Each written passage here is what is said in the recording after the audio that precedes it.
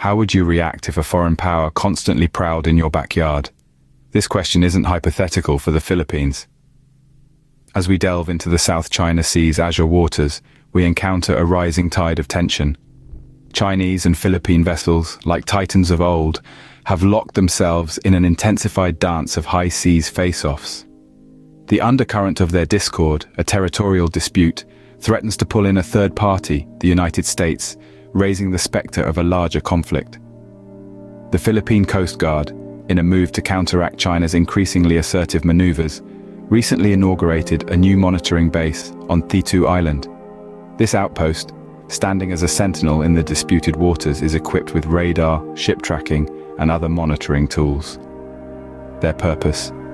To keep a vigilant eye on China's actions in these hotly contested waters and prevent maritime accidents. As waves surround the Philippine-occupied Nanshan Island, the tension in the air is almost palpable. This is the South China Sea, a chessboard of international diplomacy and military posturing, where the next move could determine the balance of power in the region. In the face of adversity, the Philippines is not standing alone. As the tension rises in the South China Sea, the United States has made it abundantly clear that it stands with the Philippines, its oldest treaty ally in Asia. The US has warned that it is obligated to defend the Philippines if Filipino forces come under an armed attack, including in the South China Sea. This commitment to a long-standing ally is more than just words, as the US military presence in the Philippines has been allowed to expand this year under a defense pact from 2014. But the United States is not the only ally joining forces with the Philippines. In a strategic response to the escalating tensions, the Philippines has launched joint sea and air patrols with the United States and Australia. These patrols are part of a new deterrence strategy, designed to counter China's increasingly aggressive actions in the strategic waterway.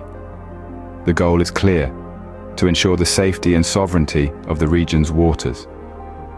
As these high seas patrols continue, there's potential for even more international involvement.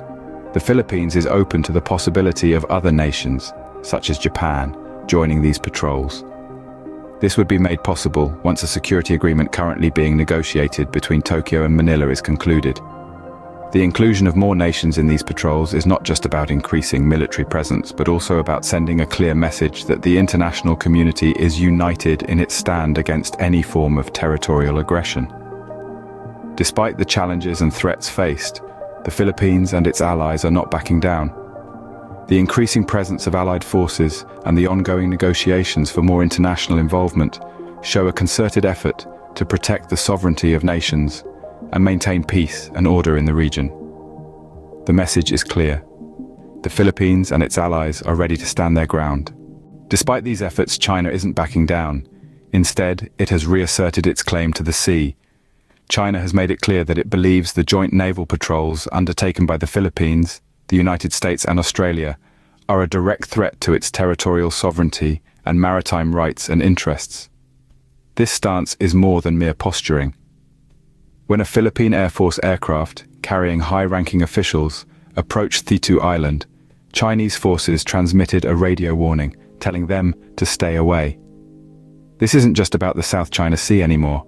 It's about a global power asserting its dominance and a smaller nation fighting to maintain its sovereignty. It's a chess game played out on a global stage, and the stakes couldn't be higher. As the sun sets on the disputed South China Sea, the world watches and waits. The next move in this high-stakes game of chess could change the course of history.